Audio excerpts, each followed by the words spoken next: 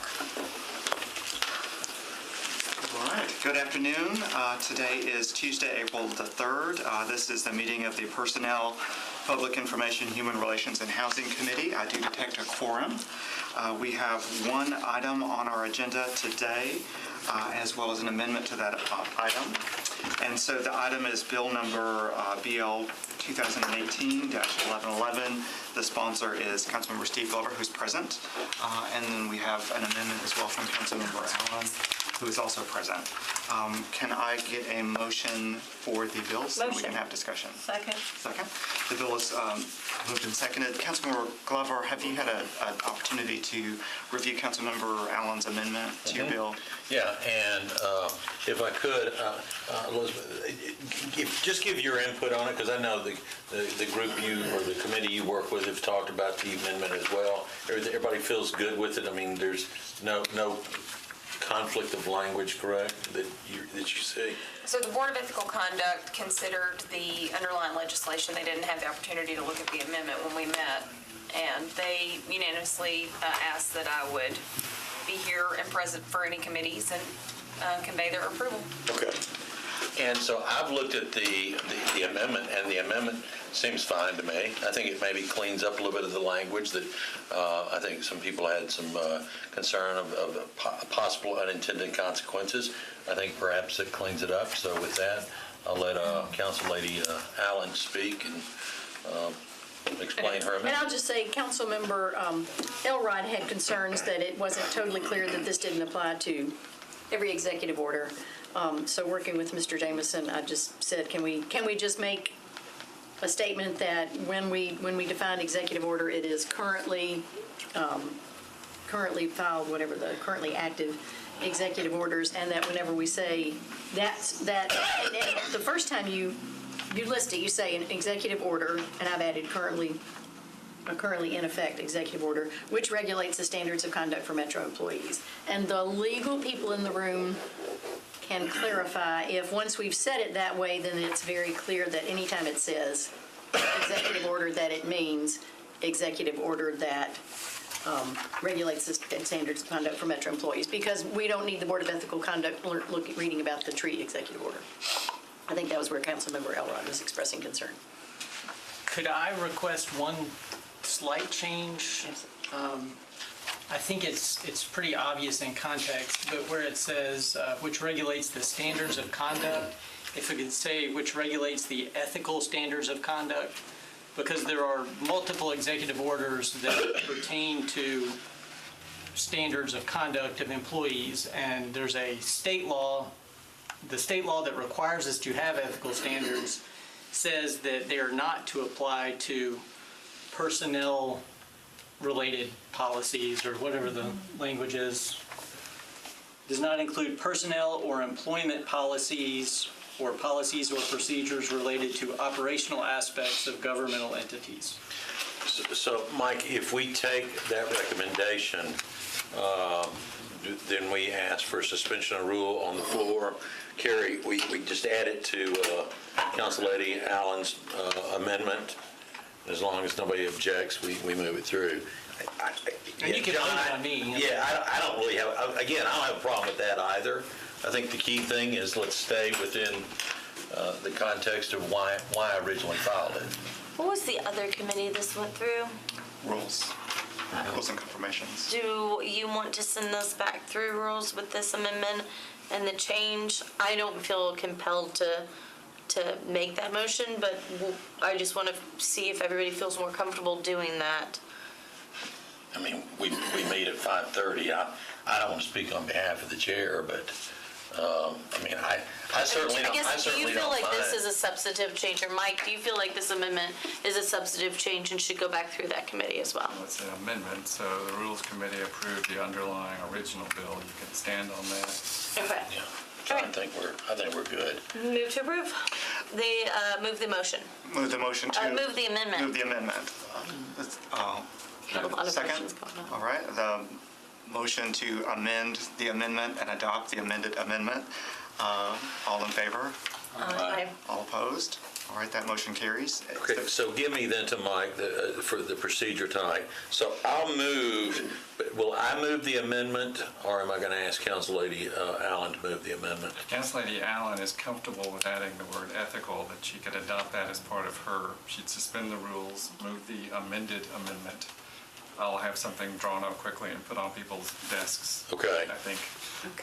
So then why don't you do that, and then once the amendment is adopted, then I'll move the bill as amended. Okay. Correct? Correct. All Do I right. need to go to rules to amend an amendment or no? If you wouldn't mind. Sure, happy to do that, yeah. Do we need to do that now? What's that? Move the bill as amended?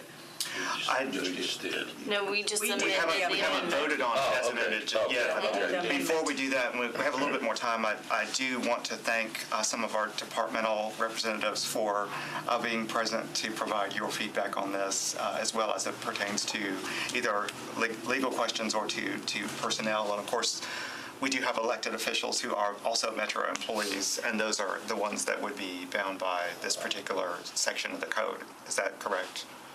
Well, elected officials are not bound by mayoral executive orders. So, Does that include the mayor? well, it's the mayor's order. It's hard to say who enforces the order against yourself, but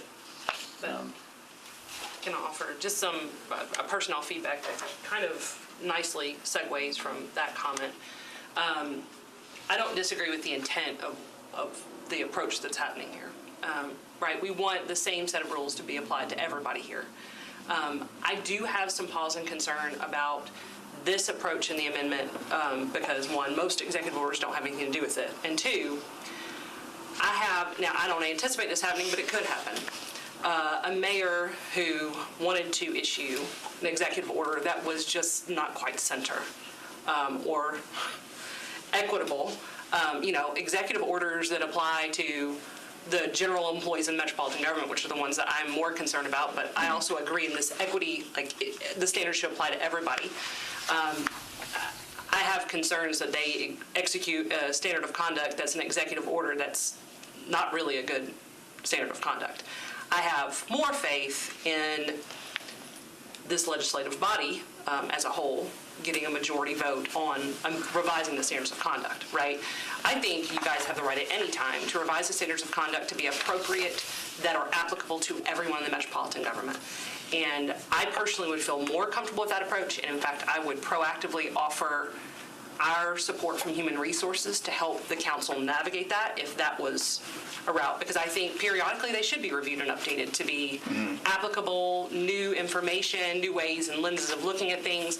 But I would feel more comfortable with us proactively, if you wanted, engaging you or offering support as you guys wanted to revise the standards of conduct through an ordinance.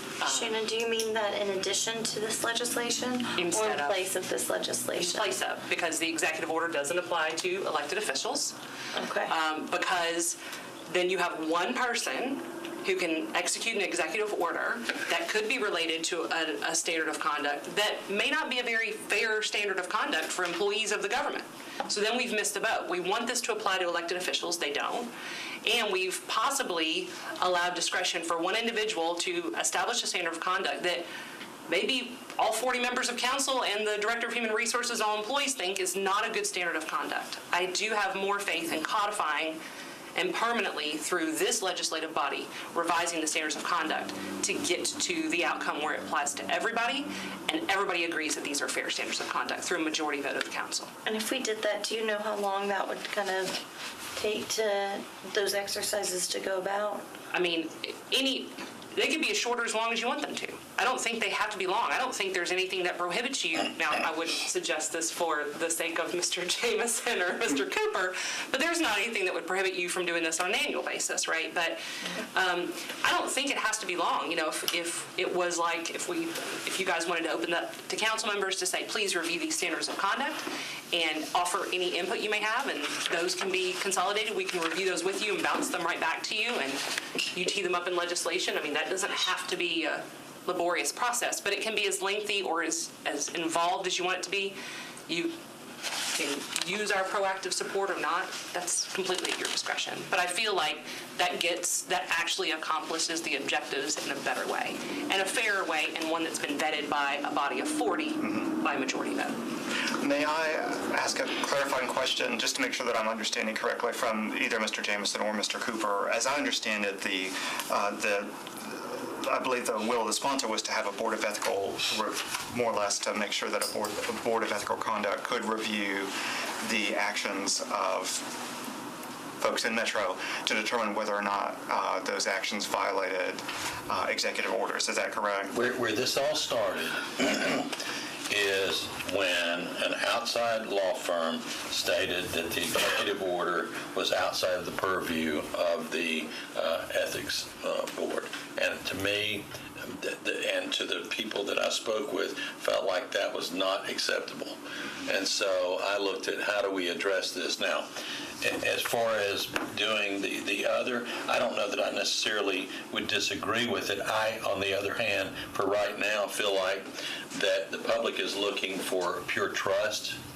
And so I'm not real interested in walking away from this today. I don't mind necessarily saying we put a sunshine clause on it for it to come back to be reviewed, to see if there's been unintended consequences that have occurred with it, and that could end, with this council, which would be The sunset clause. yeah, the sunset clause could end with this council, and if it does, then that would end with the current mayor whenever that election occurs. Do what? Or another. Right, but I'm talking about the period that's left. I'm sorry, I didn't say that properly. But at the end of the day, whoever the mayor is, until August of 2019. At that point, over the course of the year, if you guys want to take this, address it, come back to the body, I think then that's something that can be looked at. I think right now, my intention is to move forward to say, I feel like that we need to at least put it in place, offer up the amendments that we have, and then if there are unintended consequences, if we put the sunset clause in it, then it automatically dies with this council, and then it can be re-reviewed to determine what's the next best logical move. I think my concern would be is that we've got an amendment on the table, that we've added a verbal amendment to, and then potentially another sunset verbal amendment. It sounds like there's still work being done on this. We're still molding this piece of legislation, and I know that there was heavy discussion on the floor last time, I felt like, and maybe we need to defer this one more meeting so we can get one clean amendment worked out, or one piece of legislation that's clean from amendments worked out, so everybody feels comfortable. Because when I'm hearing this from our HR director, who was also our clerk before that, who was over this board, giving us this feedback, that weighs, that Shannon's opinion here for me, as the previous chair of this committee, because she was in the role of the clerk before that, weighs very heavily. That carries a lot of water for me. And if she's got a little bit of, maybe there's a better route to reach your end result. We've kind of got a messy amendment on the table, potential suspension of the rules. Would you be willing to defer this one meeting so we can maybe have either a special personnel and rules committee where we can hear this and flesh it out a little bit more? Well, I deferred once.